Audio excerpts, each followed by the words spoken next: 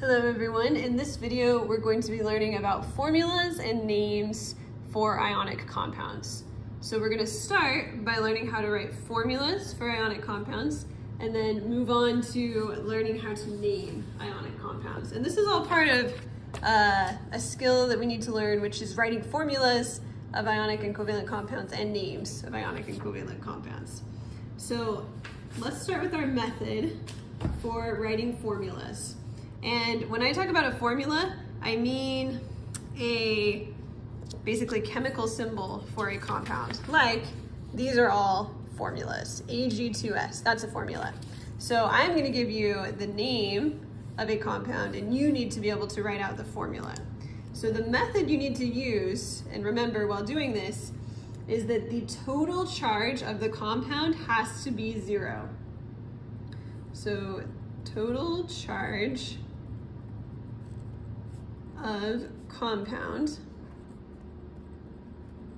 must equal 0. And that means the number of positive charges has to be equal to the number of negative charges. The positive and negative charges need to cancel out.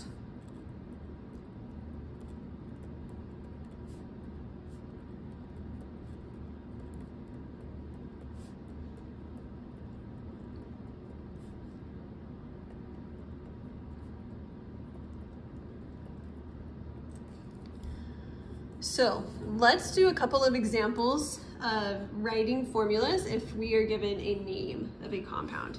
So let's start with aluminum chloride.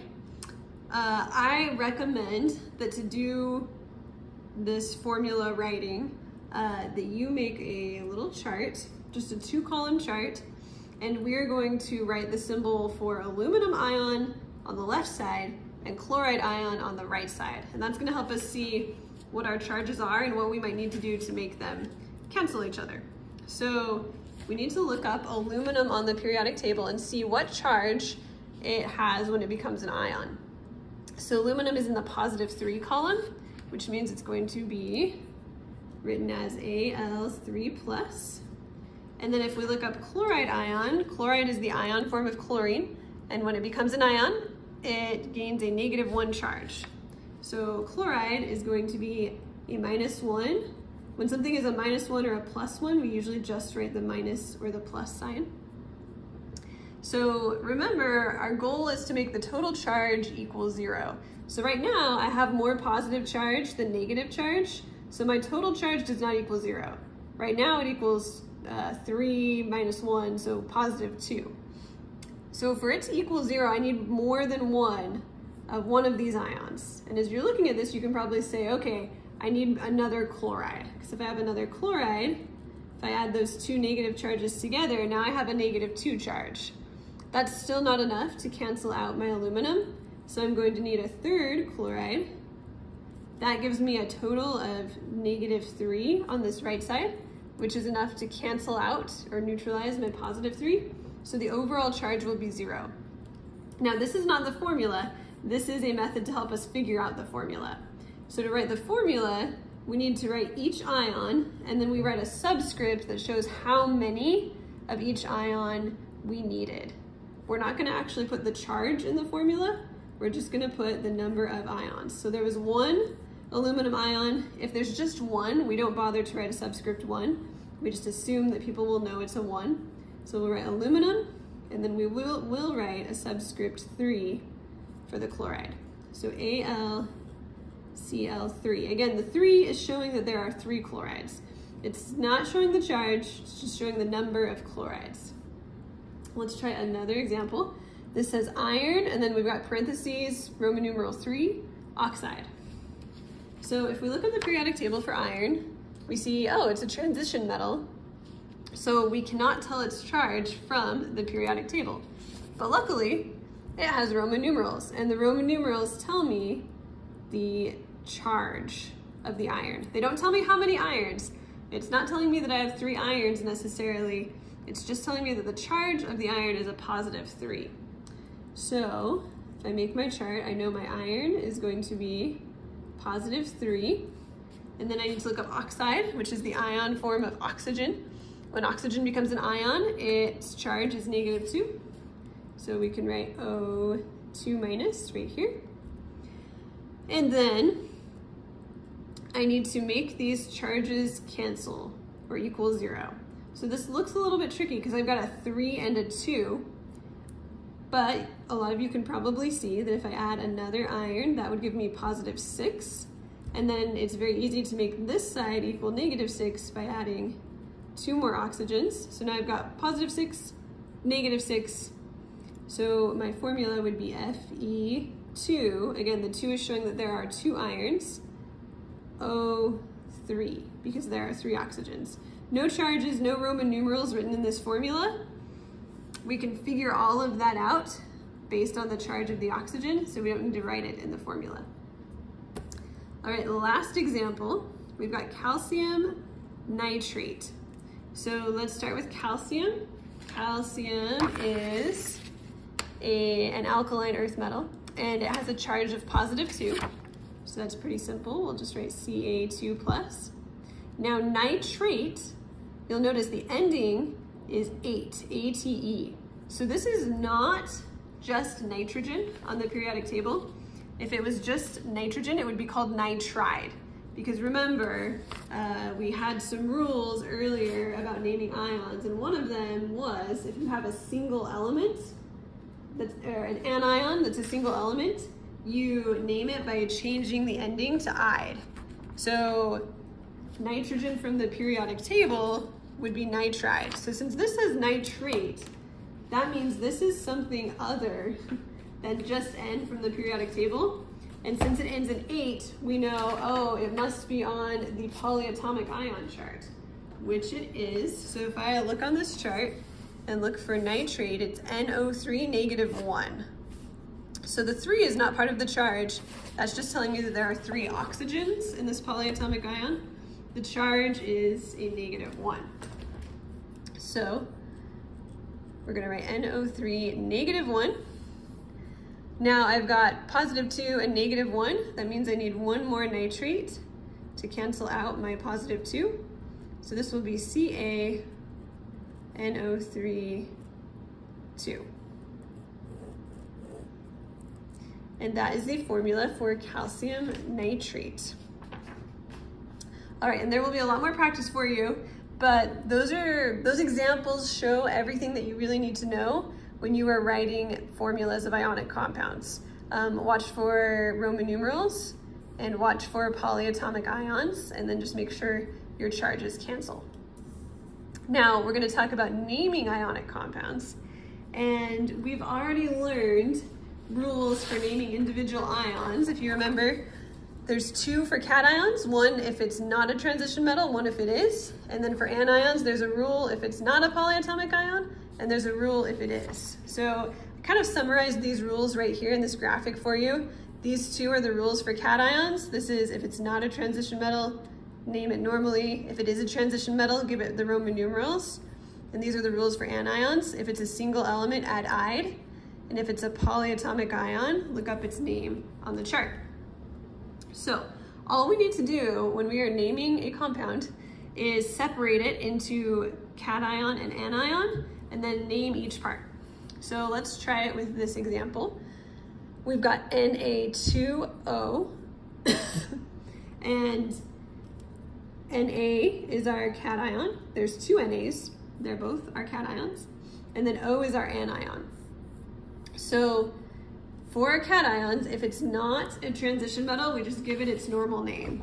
And if we look up sodium on the periodic table, it's an alkaline metal, so it's not a transition metal. So we will just name it sodium. Next, we need to name our anion, which is oxygen. Oxygen is a single element. It's not a polyatomic ion. So I need to add "ide." So instead of being oxygen, this is going to become oxide. So this will be sodium oxide. So that's pretty straightforward. Let's look at the next one. This one looks complicated because it's got so many elements. But one thing that I want you to be aware of is that there will only be 1 cation and 1 anion. In every single one of these examples, let's just write that down. There will always be just 1 cation and 1 anion. So this has 4 elements. That means one of our ions must be a polyatomic ion. And it's probably our anion, because the only positive polyatomic ion that I've given you guys is ammonium. So anything else that has more than 1 element has a negative charge. So we've got Na, that's our cation, and then we have C2H3O2. And it turns out that that is on our polyatomic ion chart. It's called acetate.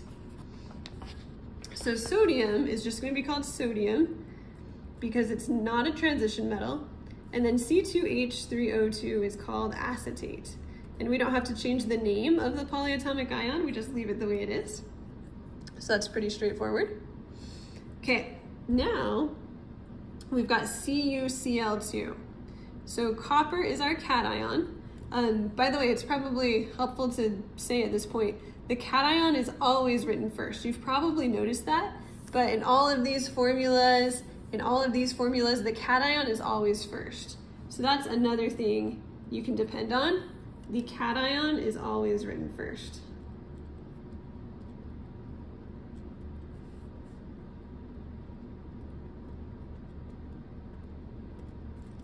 So copper is our cation. It is a transition metal. So we're eventually going to need to put its charge in Roman numerals. And you might be like, oh no, how are we going to figure out its charge? Because it's not on the periodic table.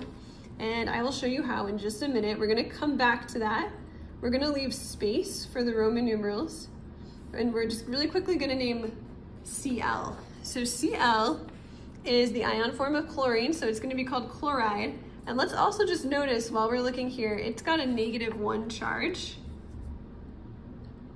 So looking at the charge of the chloride is the best way to figure out the charge of the copper, because this formula tells us that in this crystal, for every 2 chlorides, so let me draw like a couple chlorides, there's 1 chloride, and there's another chloride. For every 2 of those, there has to be just 1 copper. And in order for that copper to balance out the chlorides, that copper has to be a +2. Because these 2 negative charges add up to -2, the 2 Cl's give us a -2. So the copper, to balance that, has to be a +2.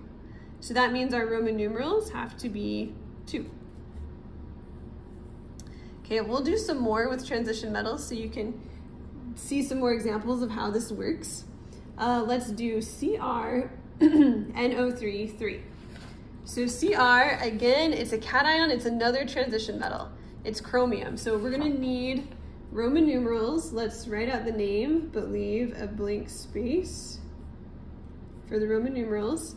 And then NO3 is not a single element, it's got multiple elements. It's got N and O. So that means it is going to be on our polyatomic ion chart. And we can look on here, and NO3 is nitrate. So this is going to be chromium something nitrate. And if we look back at our polyatomic ion chart, the charge of nitrate is a -1. I know that kind of looks like a -3, but this is just telling us that there are 3 oxygens, and it's actually in the -1 section of this chart. So it's a -1. I have 3 of them, and I have just 1 chromium. So again, if I draw a little diagram of this, here's my 3 nitrates. They're all -1. And I just have 1 chromium. To cancel those out, to neutralize them, the chromium has to be a +3. That's the only way this works. So we can write a 3 Roman numeral, put it in parentheses.